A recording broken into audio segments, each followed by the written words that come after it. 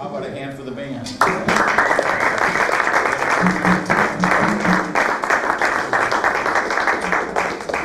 Hi everybody, thanks for coming up, and glad to be back, with the full sextet. I was thinking about whether I want to really open up the questions to any topic, or we might, think about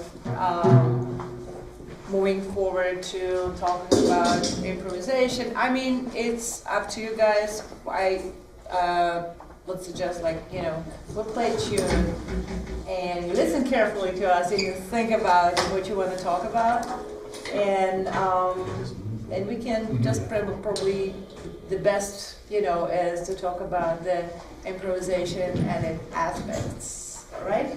We'll start with a piece. It's called "Moving Upward." We recorded CD last year, and it's called "Blue Whisper," and that's the music we're playing on tour. So before we start, let me introduce everybody. Some of you know probably Jason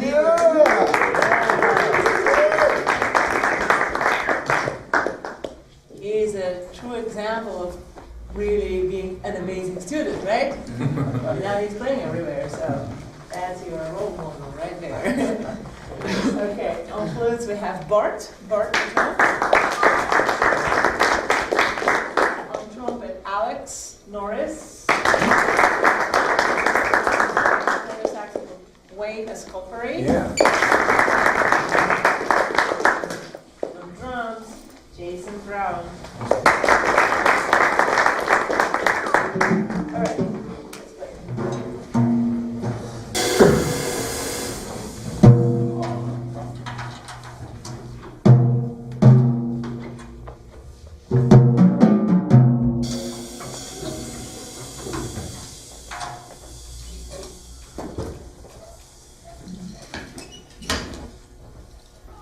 One, two, one, two.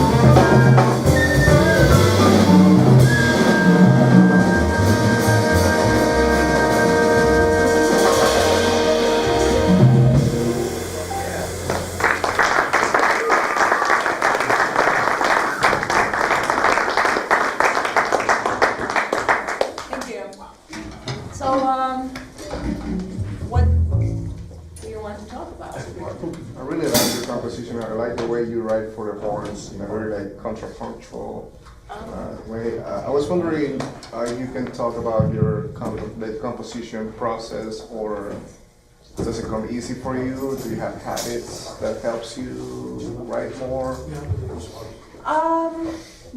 To start with, I always wrote music, so that was never somehow bring it to me. But when I started with septet, my main inspiration was a big band. And of course, what instrument do you play? Piano. So for piano players, we're fortunate to have, we visually actually see the harmonies, and that helps. So I was always thinking in terms of big band. And started out writing more like, almost like big bandish kind of harmonizing voicings.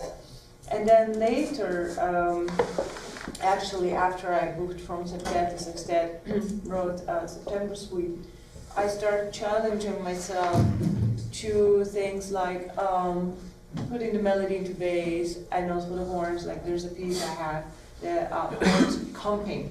So again, the idea, if I play the melody in my left hand and my right hand is comping, that would be one of the examples. With this song, particularly, I actually, everybody has its own strong and weak point. I know that my strong is the melody, so I'm challenging myself, start out from the harmony, groove, and I love all different types of grooves and meters.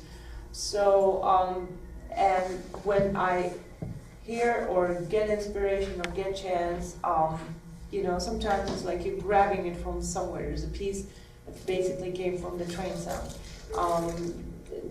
My biggest advice would be just keep your ears open to sounds, any sound you hear around, because for me, I hear like stuff in whatever is going on the road, on the street, that can give me, again, lots of ideas. So this one came out purely from that, the rhythm and the harmony actually somehow started it. And what I do, whenever I had ideas, I just record it. I just put my iPhone and I record it and come back. So that would happen with this. And after I wrote this first piece, the whole that trio part that we played in, to me it was interesting if I can put the melody on top of that. So here the melody did not come first. First came that trio thing that we played in the beginning. And then I thought of for the ending to do something polyphonic, like put the voice on top of voice. Actually, my idea was to expand it way more, but I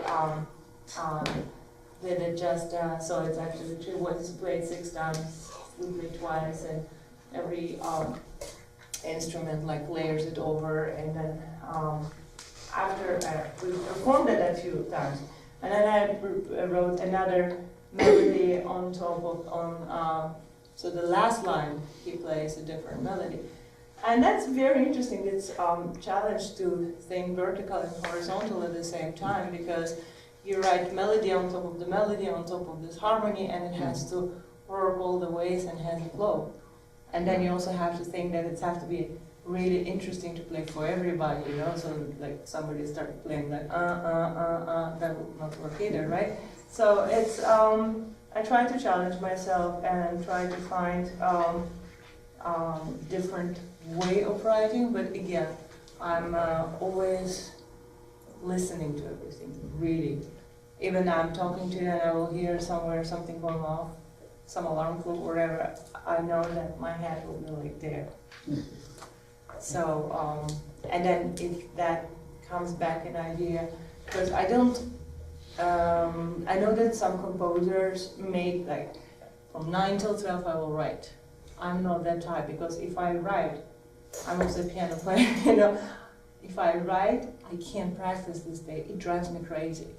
I postpone it. Usually I postpone it because I read, if I write, that's the whole thing will, like, I'm in the middle of writing symphony right now.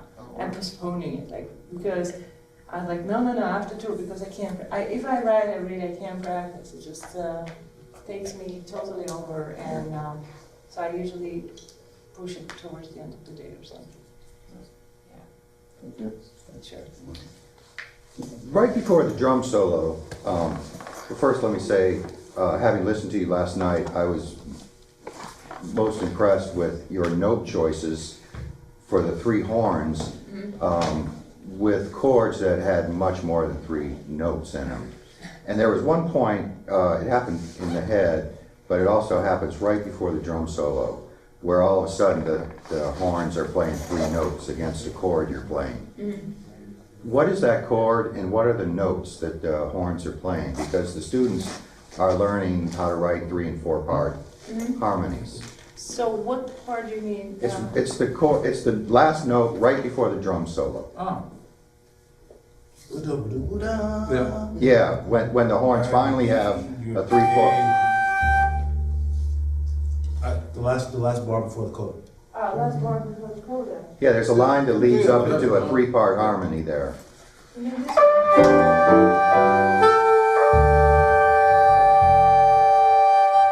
So that's a triad that the horns are playing, right? I guess so. The last chord before the chord. Yeah, the Last last chord. chord before the D. coda. I'm sorry. I was like, I play G. G, D is A. Okay, so it's a chord. Oh, it's a chord. chord voice. Right. yeah, I do lots of chordal voicings. And what's the root of the chord? I guess you play D. D, D and G. A, You have D, no? D, and G. Right. Yeah, because it's interesting how you get to that, the few notes before that. Because can you play that, just that 2 measures right there? Why don't we play the last 4? Why don't we play 37? So the it's last 4 bars before the Okay. chord. I don't have measures to do that. Maybe a little slower, The because they can hear last it. 4 of the heads. Okay, okay.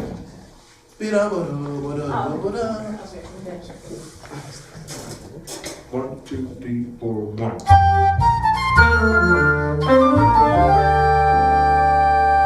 do that again. Let's do it again. 1, 2, 1, 2, 3.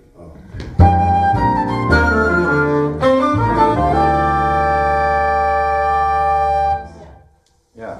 So is there a minor third in that chord as well? Yeah, let me look at the voicing because I don't have my. Does it seem like it's Because I'm it's sorry, a D I'm minor.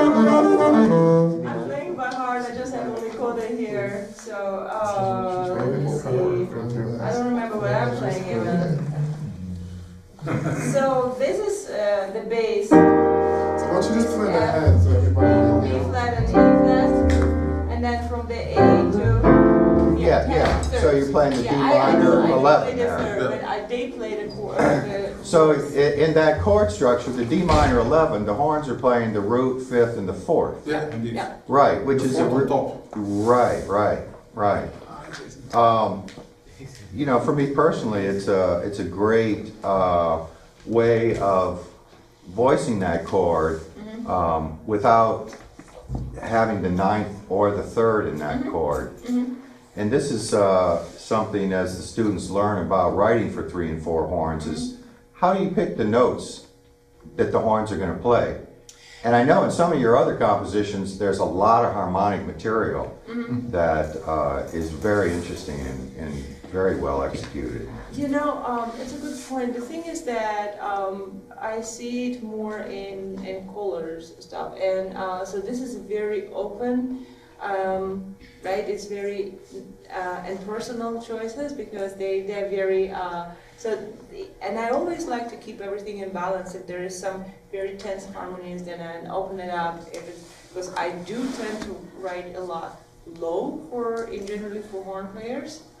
That's why I'm so happy that Bart plays B flat flutes. It goes to low A because I tend to write low, and sometimes it's very dark and dense. Then I want to open into using 9s and 11s and a 5th and a 1, so that doesn't, and that way I can enrich it with harmony and playing the thirds and all of that, because then you get really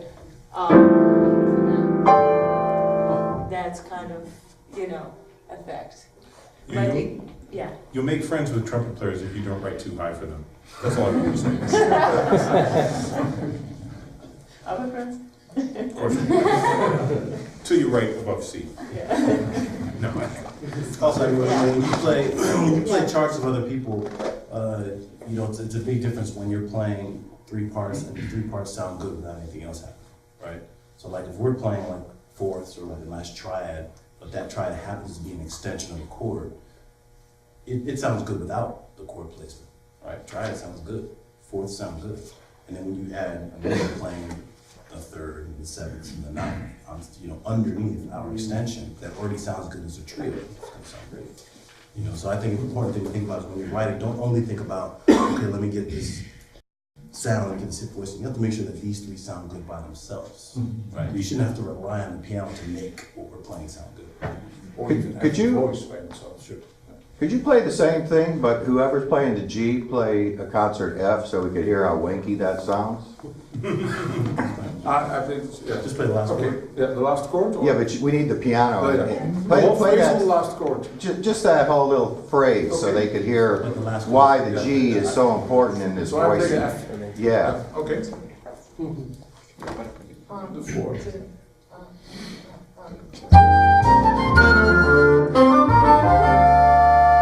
I feel like I'm at the Renaissance Fair. Exactly. I think it's a good example if we play a head of a piece I was inspired by South Africa. It's called Heva. And we start with 3 horns playing by themselves. And then we have bass playing like almost melodic line. Well, I think it's a good example. Shall we play just a hat?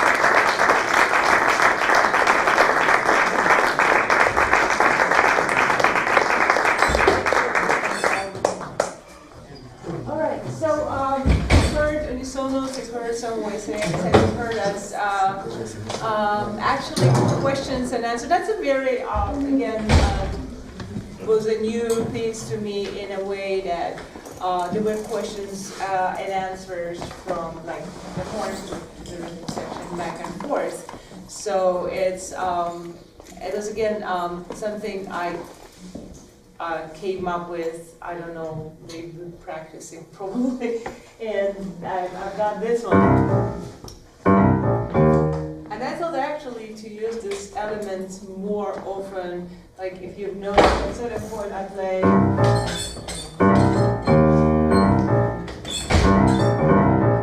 So I thought of using those little elements there, here, more and there. And then I thought it's too much. It's probably very interesting to me. How it will be interesting for everybody else, I don't know. So I just had to kind of stop myself from doing it. Just using it once is good enough. So, yeah, it's again very like a new kind of piece for me, having this interaction. So, any questions? No questions at all? I was trying to figure out what the second part of the phrase was doing. Is the first part, would you say it's in 3, and then it goes into... It's 6 and 5. 6 and 5, okay. 6 and 5, yeah. Um, Most of it, yeah. Can you said you probably came up with that when you were practicing, but is that like one of those things where you were listening all around you and you heard something outside of like a normal musical influence to inspire that, or? This particular is just, I always say music in color, so very often I feel like this is dark, I see some colors, I see the dark street, I see somebody hiding or stuff like that, and then I'm too imaginative. Anyway, but we can talk about how to practice, because actually, like, if I practice, I do experiment, whatever I'm doing, and the stuff come up, like, just as a result of practicing. Again, I'm trying sometimes really not to pay attention and push it away, because it will ruin my practice, or I would record it and then think about it later. But, yeah. Okay, wait, I gotta interject. I got 2 from you, 1 from him, 1 from him, and 1 from him. So there's about, I counted 21 people in here, and so far 3 people have asked questions. So I need at least 3 more people to ask questions. So we can at least get to 30% of you asking questions. And you're in college, I would assume that, someone, whether the state or your parents, would be very disappointed that you're ask questions. So please ask questions. Yes? You talked about practicing, and I just wanted to find out from you, like, what does your practice session look like on a daily basis? Well, I think we'll try to combine practicing techniques and ideas. That's when I'm on the road and I have no time, I just do the techniques. And if I'm at home, relax. I usually try to, there are many different ways of practicing. My own is, like, I listen to lots of music, and if something drives me nuts, then I really have to find out how he or she does that, transcribing or just hearing it, going through the whole solo or some element of it. If I'm working on one of my pieces, I would be mostly trying to find another way of playing it, not to repeat myself. Or sometimes I would just, I do sessions at home, jam sessions, and I'm trying to think always about the standards that I can't play, or I don't know, or I've forgotten. And because there's a great routine, some standards are really very intriguing, and try to find really I experiment. My practice would exist of experimenting, okay, let me play the solo only in 4th. I'm not allowed to use any 5th, any 3rd, any 2nd, nothing, just 4th, and I would just go on 4th. The whole challenge to go for a long time. Or let me practice and I'm allowed to play the whole solo I mean, couple choruses maybe from here to here, that's it. I'm not allowed to go left or right, that's it. That's all I have. You know, stuff like that, I'm trying, but We're actually within barriers, I like that. yeah, but I think everybody should talk about this, because I have also different instruments, have different routines, so please talk. Oh, well, my practicing is pretty complex, I'll do my best. I have a long drawn out routine just for the trumpet. Do we have any trumpet players here? I heard there's a couple trumpet players in New Orleans. I just no. Who's So trumpet guys. Okay, good. We're gonna listen. Yeah. But anyway, I start off with my warm up, and then I do the flexibility exercises. Then I do exercises for the fingers, specifically Clark studies. Then, within the warm up, I do long tones.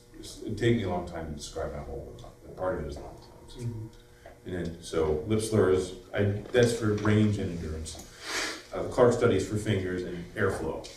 Then I go to my Arben's book. I do articulation studies, single tonguing, double tonguing, triple tonguing, and various technical exercises in the Arben's book. And I try to end that part of the routine with an etude.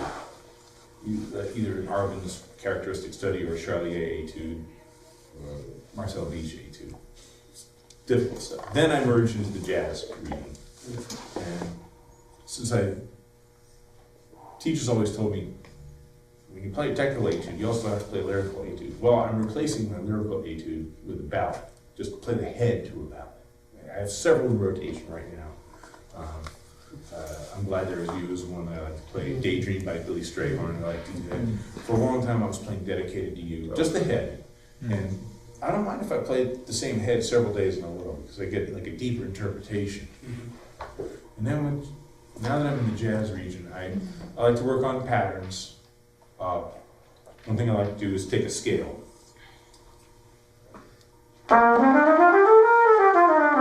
We use that as an example, and try to find as many different patterns within that scale to practice.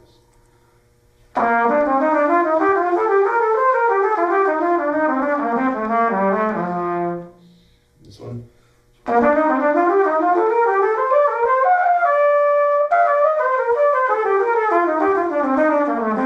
Anything I do going up, I try to do the mirror image of it going down. Triads.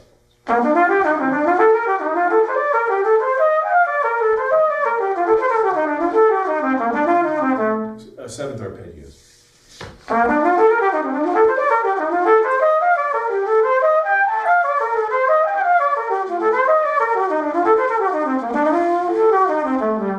Tomorrow, D flat.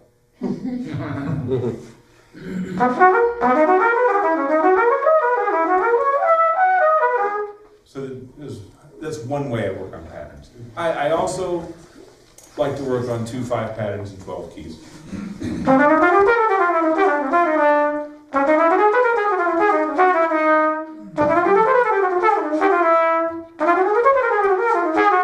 What I've discovered, this is weird, and I know we got some teachers out there. What I've discovered is I like to practice those, and I like to make my students practice those, but I don't end up playing those often in my solos. But I think the process of doing it, it gets you technically ready, and it gets your ear ready to know what a good passage is that goes through a 2/5-1 sequence. That's what I've noticed. I also like to work on transcriptions. I've got a few in rotation. Clifford Brown, Freddie, Lee, those are my favorite guys. And I like to work on tunes, standard tunes.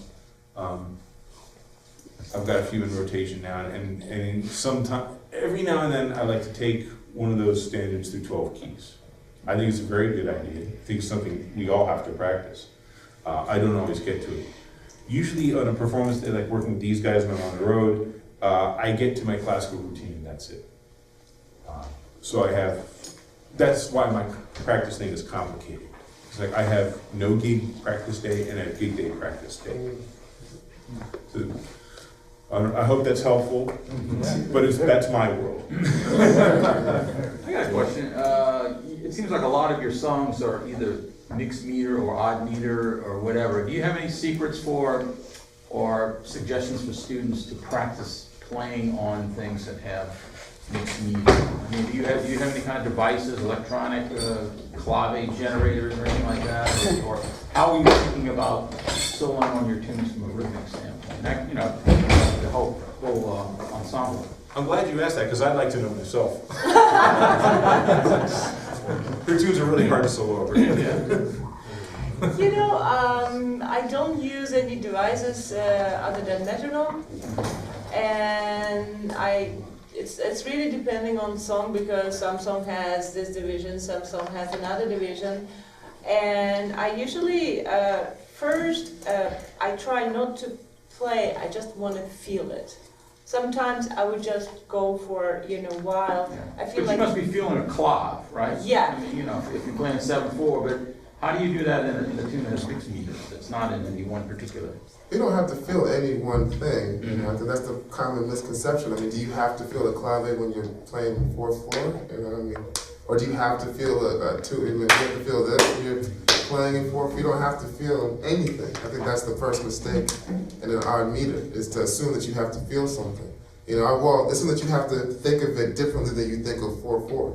The biggest thing is, it's like is, you know, the first time you see complex words. You know, you assume that it has to be difficult until you just start sounding it out, and then you can read the word. And then as you progress, read it. You don't have to think about a long word at all. You just simply read it. So the same for odd meters. The more you familiarize yourself with the meter, the less it becomes strange. So I think for all of us, we could say 4/4 and 3/4 are kind of akin to, you know, breathing. It just happens. You feel it, right? You don't really think about it. You don't have to have someone clap, you know, 2 and 4 for you and 4/4, or you're playing salsa. Salsa is a bad example. But you know, if you're playing in the band at the moment, you don't necessarily have someone hit you over the head with the clave. The same applies for odd meters, is that you don't have to, as long as you think about it a lot. I mean, that's I can't stress how much a lot means. That pretty much means all the time. Just like, you know, if you like, I don't know, you know, if you love Basin Street Blues, and you're always thinking about Basin Street Blues, and you can hear 2 notes, it's always Basin Street Blues. You know it immediately, right? So that's how, if you want to really be good at odd meters, you gotta just commit to thinking about 5 or whatever all day long for many, many days, until it's just second nature, and then you're not really thinking so much about how, you know, oh, I have to have this or I have to have that, as much as you're thinking about the meter. Now, song to song, it changes. For example, Amina's music often uses like a 6/5 thing on 11s. So that breaks down into, obviously, like I said, 6 and 5, and it has more to do with melody than a clave, for example. So the first way to get through those tunes is to deal directly with the melody or the bass line. She always has some line, and most people do have some kind of line that locks you in to this phrase. You know, for this is the, you know, the dun-dun-dun, dun-dun-dun, dun-dun-dun, dun-dun-dun. So this is so you just start thinking that. If you just have running that through your head, kind of like if you're running the you know, you're like, you know, Pretty Woman is gone. You don't need to think about it anymore. You got Pretty Woman, right? It's all in your head, or whatever you're thinking about, it's gone. So think about this melody over and over. Then after that, you erase it. You don't have to think about, okay, 3, I need a clave and 6 and a clave and 5, or think about this melody. You just think big at that point, you know. Then you don't have to think about anything anymore. You can just feel, just like you would in 4/4. You just feel, you always know where 1 is in 4/4 for the most part.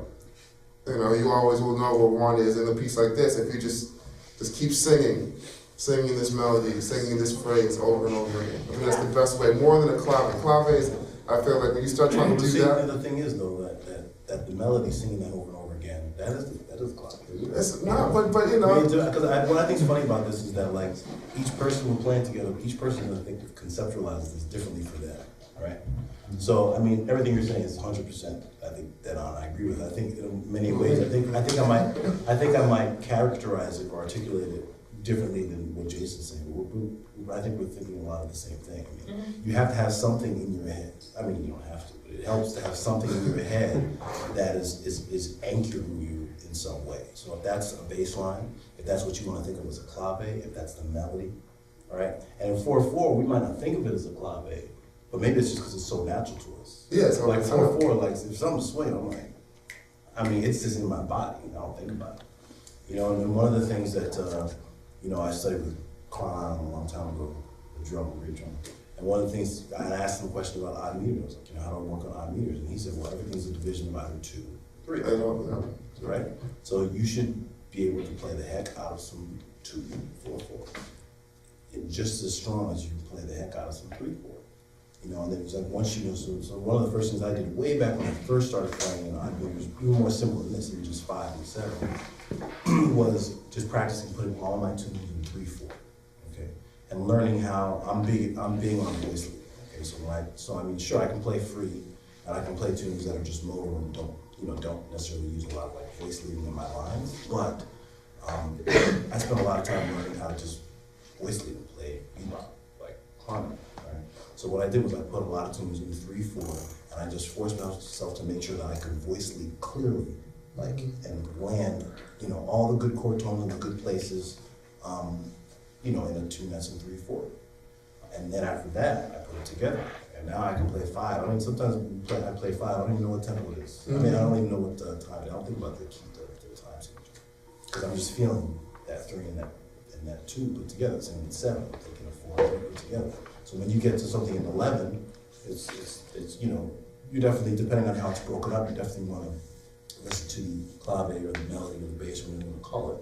But it's just 3 and 2 some way.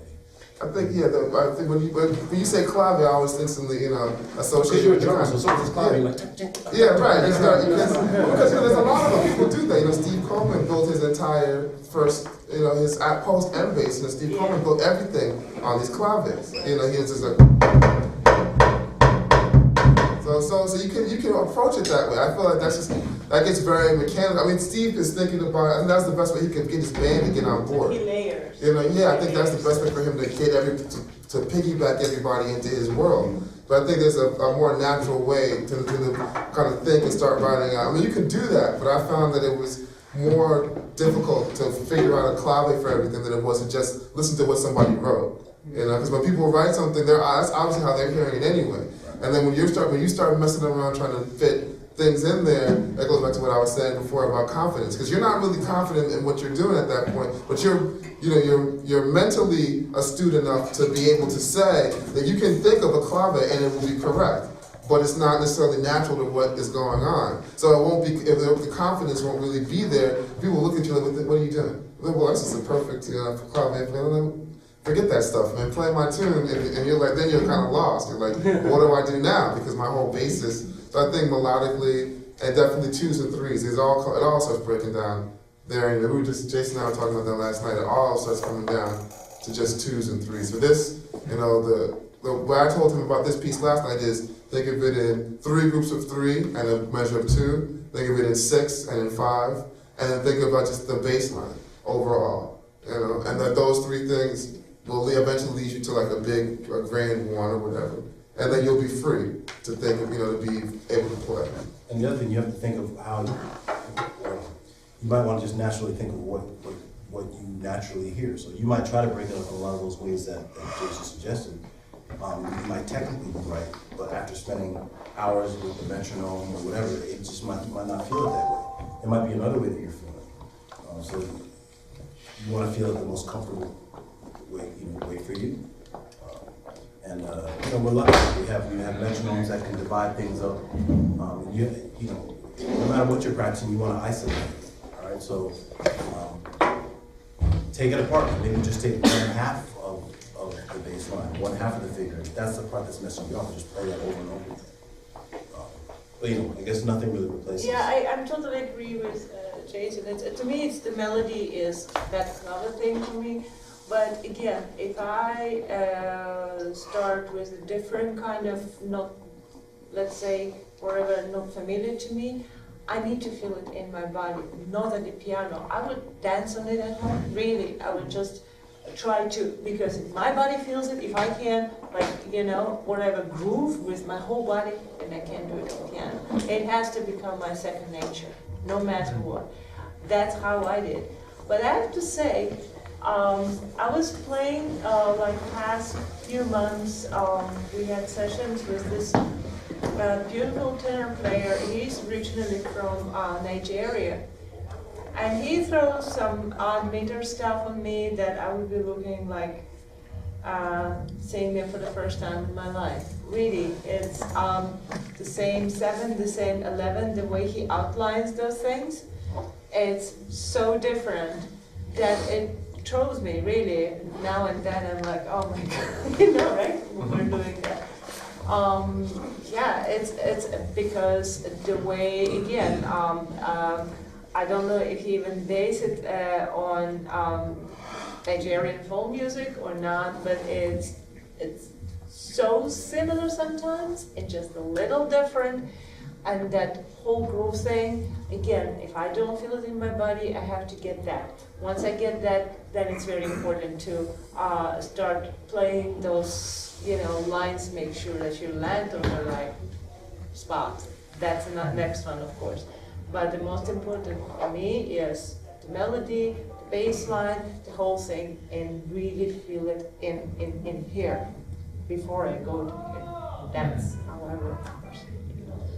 Yeah. You mentioned that you think of music and see music in color and imagination. You might imagine a scenario on a certain piece. Is that imagination active when you're practicing during the analytical part of things? No.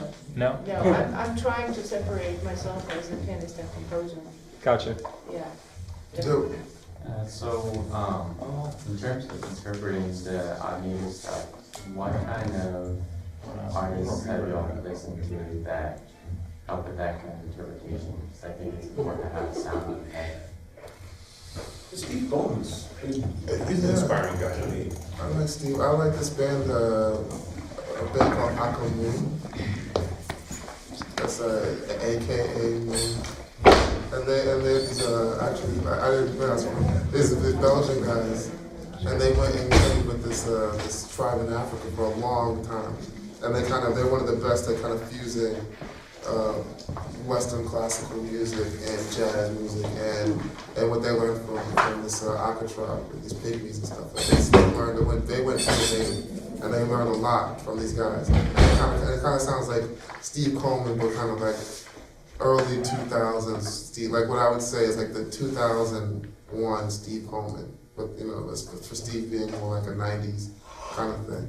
I mean, and you know, definitely don't ignore Ari Honig. You know, Ari's got a lot of really interesting things happening. And the thing I love about what he does, I mean, I've seen him since, you know, when he first started his, you know, his first trio. You know, the very first time Jason and the Big Band wasn't there on the Monday. So, and I've seen the whole thing. You know, it's like from the beginning up, and the most creative thing that he has going on is a concept that me and a friend of mine working on. And we kind of reach at the same exact time. Is being able to play, being able to phrase something. That phrasing things is not, that a meter is not indicative of how a phrase will sound. Okay, so you can play one thing, and if you notate it one way and accent it that way, it will sound one way, accented in a duple meter, and it's not completely different accented in tertiary meters. So, or a triple meter. So that's something that he's really good at, is kind of showing the big one of a phrase or an odd meter, or how to get from 5 to 7, or 7 to 3, or 7 to 4, because they're all related in kind of it's like a kind of, like an interdimensional way. They're all the same big downbeat, So that's the best way. That's the most impressive thing about him, is that he kind of finds that way to express that very clearly if you know how to look for it. So I say Steve and Ari, and Robin Eubanks, when he joined Dave Holland, really opened up a lot of doors with their thing. So that's a good way to jump into. Robin taught at my school.